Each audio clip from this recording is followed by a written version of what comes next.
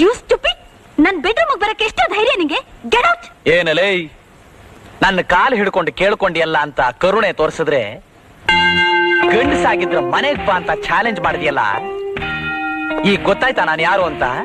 ಅಂಜದ ಗಂಡು.